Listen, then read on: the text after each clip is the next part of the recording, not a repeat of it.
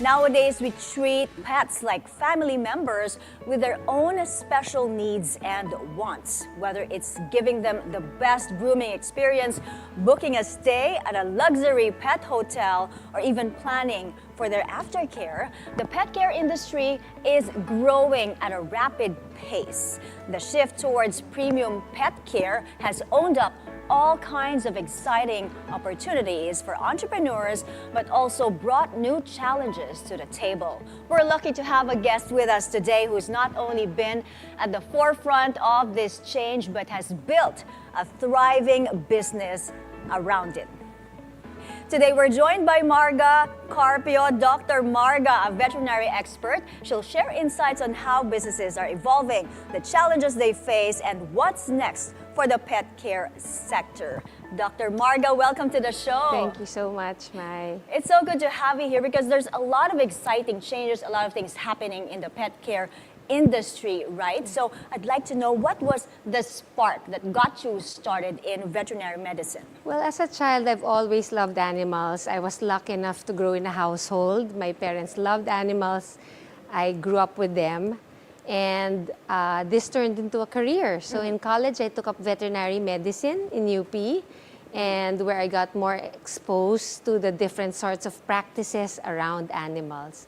But my heart always belonged to dogs and cats and exotic pets, so primarily that's what my practice is about. Yes, we came from the same university, by the way, so I know Dr. Marga personally. I'd like to know, how did that passion lead you to starting your own veterinary clinic, and when was the year that you first started this? Right, so growing up, my dad was a physician, but there was always a limitation to the medicines and the medical care that my own dogs had access to, growing up.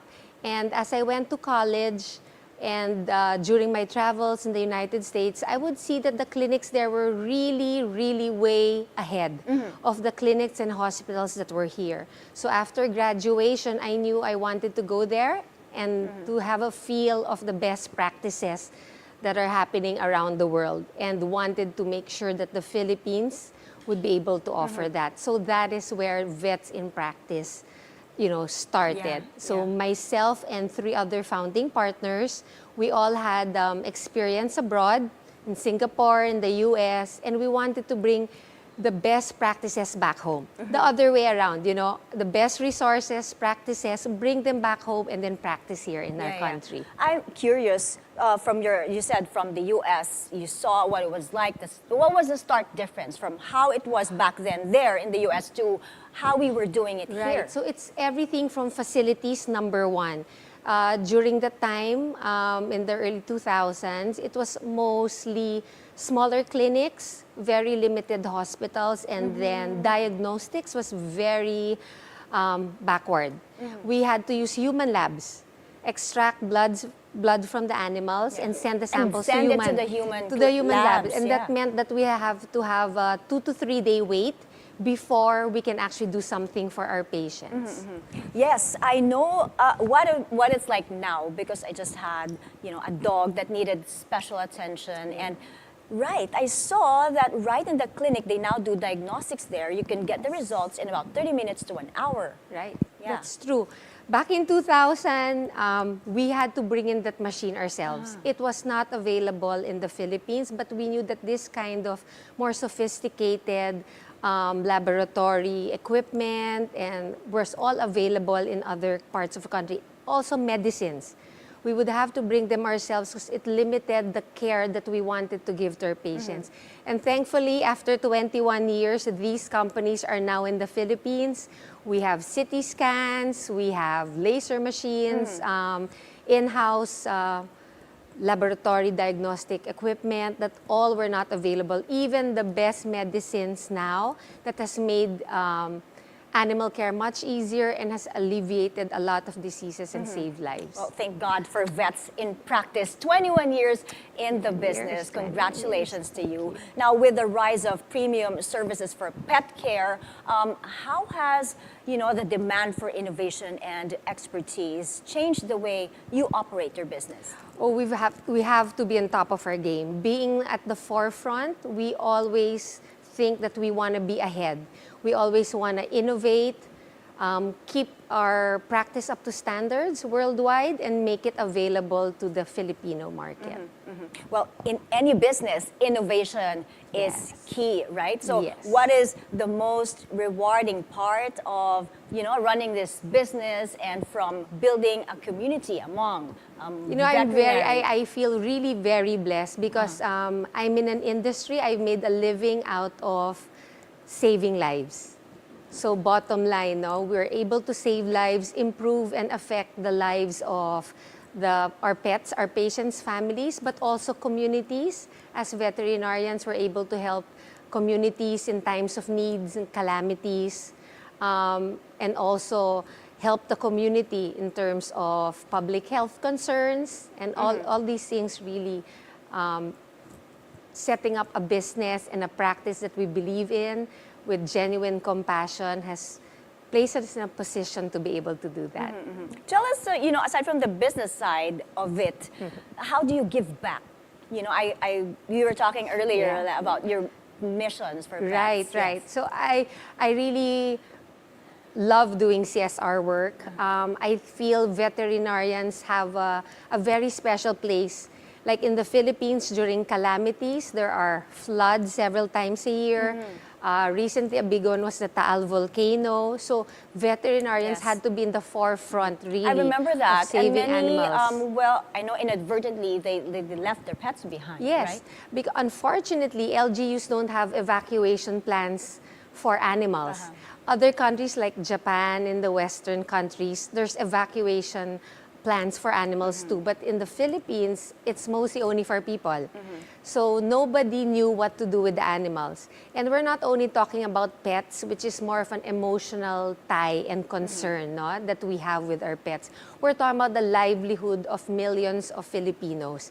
Their goats, their horses, Yeah, the horses. their kalabaw nila, di ba? Pamumuhay nila yan. It mattered to them. They would risk their lives and go to danger zones just to keep them fed. They did not want to leave it. Your appeal to the government, or maybe for the private sector also, to help and yes. support, like in Definitely. this aspect, like you said, there's no evacuation plan for Correct. animals. We really need evacuation. We need to change our legislature. I think all LGUs, especially in calamity-prone areas, should have evacuation plans for animals as well. Because you cannot save people's lives if they're exposing themselves and taking risks, exposing themselves to dangerous situations just to save their animals. Okay, something has to be done about that right now. Okay, we have more to discuss on the growth of the pet care industry, pathways to success. We'll be right back. Stay with us.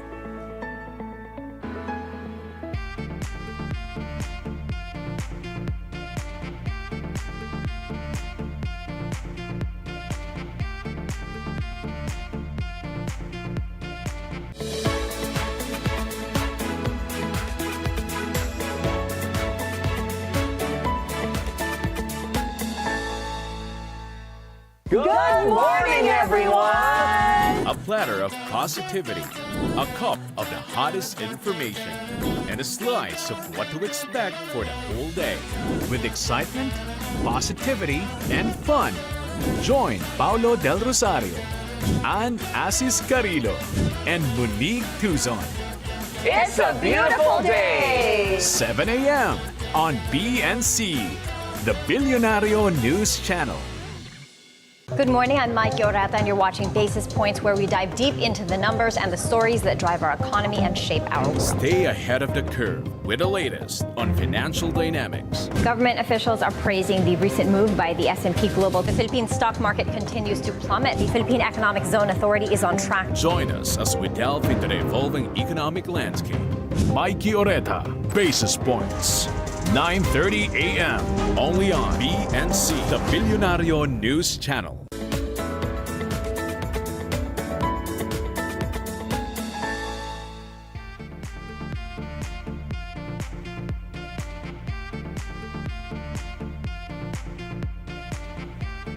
Welcome back to Pathways to Success. We're still with Dr. Marga Carpio, a veterinary expert, still talking about the growth of the pet care industry.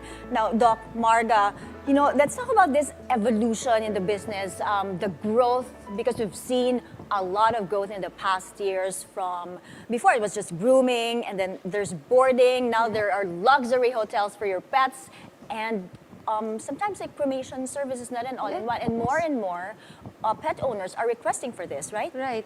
So the standards that we have for humans, for ourselves, how we would want to treat a family member, that's the general trend that the veterinary industry is taking.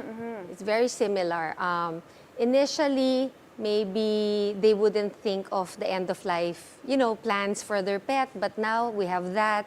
There are pet insurances, and we offer wellness plans that ensures the health of the pet. Wellness plans. Right, because we already know the set of vaccines, things that are preventative. So that's the goal now, not so reactive to treat them. You don't only go to your doctor when you're sick. Yes. You should see them, not? Yeah. We should see our doctors and make sure there are annual health checkups. So all of that. Yeah. And of course, part of saving lives is also losing them. As much as we'd like to, we can't save everybody. And so there are some services now that make it, treat the bodies of these very valuable pets of ours with dignity.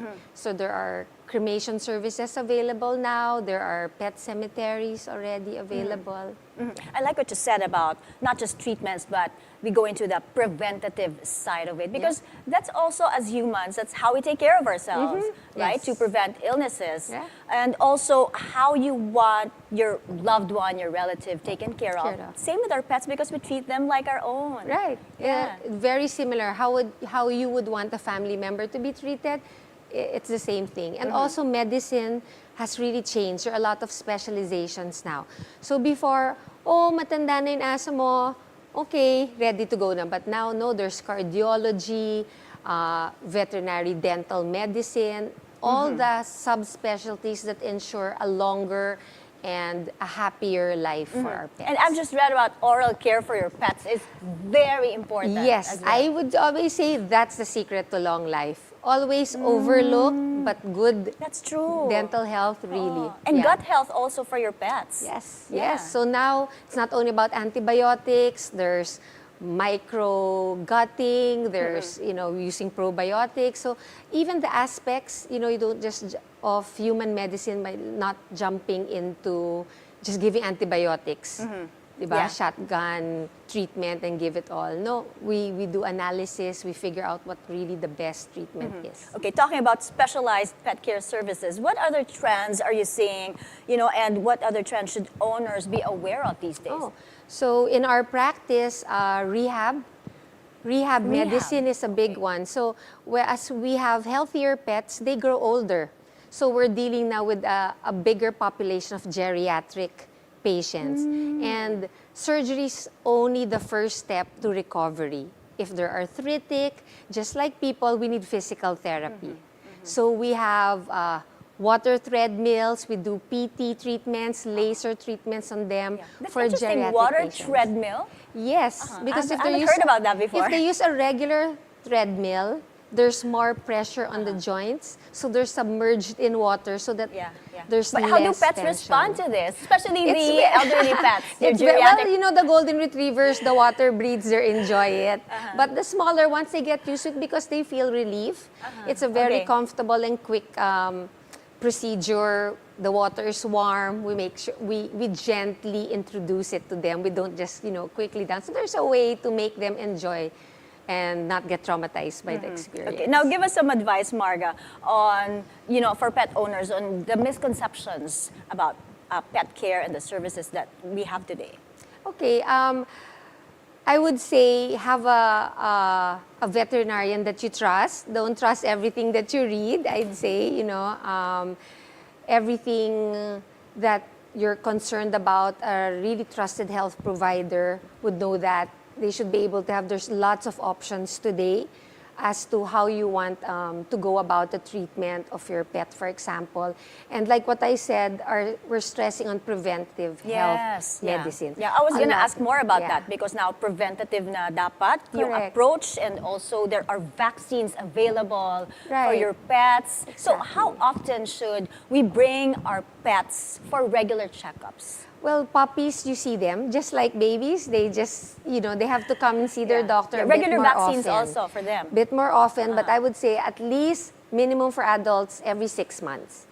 And as they get older, there may be other reasons why they need to see, but we're able to detect now, early problems based on their breed. We're able to take baseline figures. So alam na namin beforehand, before things get serious, we're able to address any concerns before it gets life-threatening. Okay, before we go on a break, what are some effective strategies for managing a growing business while, maintaining a high standard of care? It's the constant pursuit for excellence. You really have to want to do better, never be comfortable where you are. No? Always think that there's something to improve. Even if you're way ahead of your nearest competitor, always think that somebody's behind your shoulder, and just the compassion and passion for what you do, because you want to deliver. In our case, we want to deliver always the best healthcare. So we're in constantly, we want to innovate, we want to improve our services, not only for our pets. The medical side is easy, but there's also the client, the client-customer relationship that we need to take care of. Okay, I'm curious about the availability of skilled professionals here in the Philippines. Do we have enough excellent skilled vets here? There's a worldwide shortage of veterinarians. Okay, it's a worldwide thing. But locally, we do invest on our people. We have to constantly study, update ourselves so that we're able to mentor and have our own training programs at our hospitals. Okay, beyond providing our pets with their medical needs, tell us about, how businesses can provide a well-rounded approach. How you treat them, I think, how you treat your patients and your business is how also you'll treat the community and your employees. So when you have their best interests at heart, that's probably how we come up with policies, ways to improve things. It's a general culture and outlook of wanting to save lives / improve lives. Okay, we'll have more to discuss on the growth of this industry, but we have to take another breather. Pathways to Success. We'll be right back. Stay with us.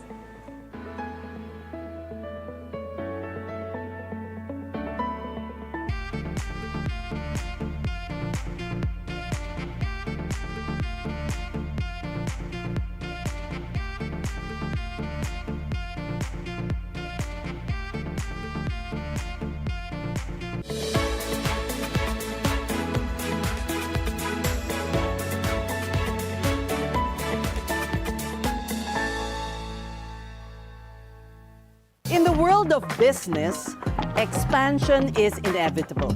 So I was a serial dater. Not just a serial entrepreneur. Yes. You need fresh perspectives. Different perspectives, different capabilities. The sense of fulfillment, the sense of accomplishment. It's like you gave birth. The relationships we have, how we treat our people. For me, that is the essence. I'm Ces Orenia Drilon at ito ang Usapang Bilyonaryo. Beauty, health, adventure. This is for you. Join Marie Lozano where she uncovers the untold stories and unexpected surprises in the world of lifestyle. We wanted to create a space where we could dive into these topics not just by talking to experts, but experiencing the topics firsthand. Let me tell you about the Lifestyle Lab. On PNC, the Bilyonaryo News Channel.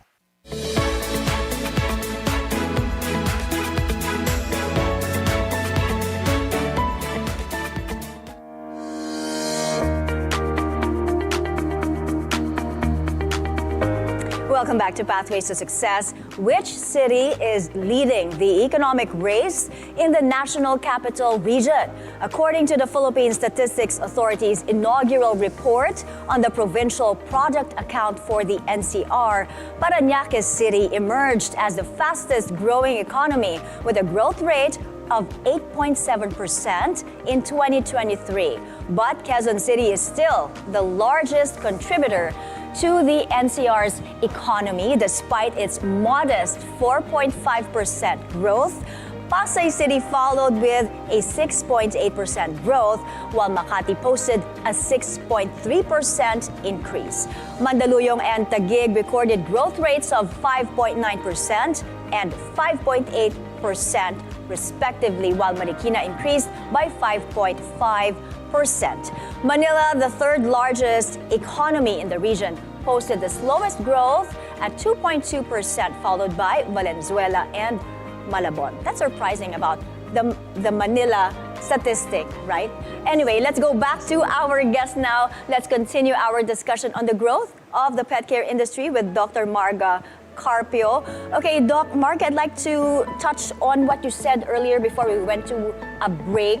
The shortage, you said, a global shortage of skilled vets. So how do we address this now in the Philippines? What is your wish list? Wow, my wish. If I could make a wish, I'd say the government should be able to maybe put up more schools, update our curriculums. A lot of the best schools in the country are publicly owned.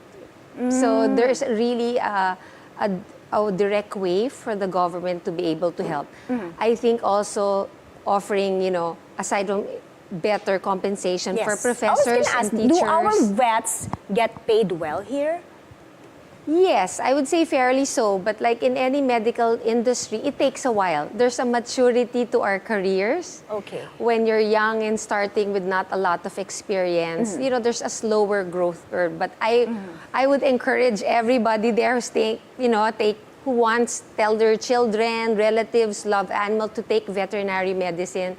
It will be a growing industry, and I myself personally, although I'm in the companion animal, we have veterinarians that are needed in all aspects, in food security, agriculture, all our food. Those are all veterinarians there. Public health concerns. So I think kulang lang the highlight. People aren't aware how veterinarians are needed in a country to provide food, security, and health. I've noticed also there's a dearth of, healthier food options for our pets today. Yes. How should we address this now?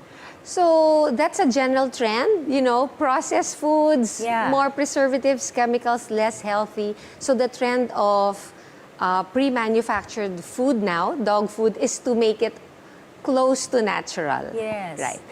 Personally, I'm an advocate of natural feeding. So with the proper supplements, that's really the foundation. Healthy, good, balanced nutrition is the foundation for a healthy And also dog. on pet groups on Facebook, they're talking more about raw feeding these days. So what are the benefits of that? It's been there for a long time. I've been doing it for my own pets for 20 years already. Dog food, manufactured food, was created for convenience. When people got too busy to prepare their own meals. So much like in people, di ba? That's how fast food developed. So it's very similar, but in animals, they rely on us 100%. It's our decision and our choice that we make for them what to feed them. So make sure that when making all these choices, there's a lot of options. Read about it, choose the healthiest one, have your veterinarian sign off on the brand that you want to use. Okay, finally, your advice, Doc Marga, to business owners who want the industry to grow and thrive. Right, so not only veterinarians can have a pet-related business, it's a very broad industry. But I would say if you have passion for it, start it. Don't be afraid, and give it a lot of patience and care. Don't think that anybody can be successful. Anything really takes a lot of time, a lot of talagang pagod and tiyaga. That's really the key. And at bottom line is you want to have a bigger reason than money to be able to success. You know, for me, I really believe money follows when you really have a very good, you know, intention and a very good purpose. Money always follows. So make sure that what you're doing something you love and that you're actually contributing something to the community. Very well said, and that's very true, Doc Marga, because when it comes to our fur babies, when it comes to our pets, compassion is key. Thank you so much for dropping in today. It's very good to have you. And that's a wrap on our discussion about the booming pet care industry. Definitely a trending business this year. We've learned that it's not just about pampering our pets, but creating a space where compassion meets innovation.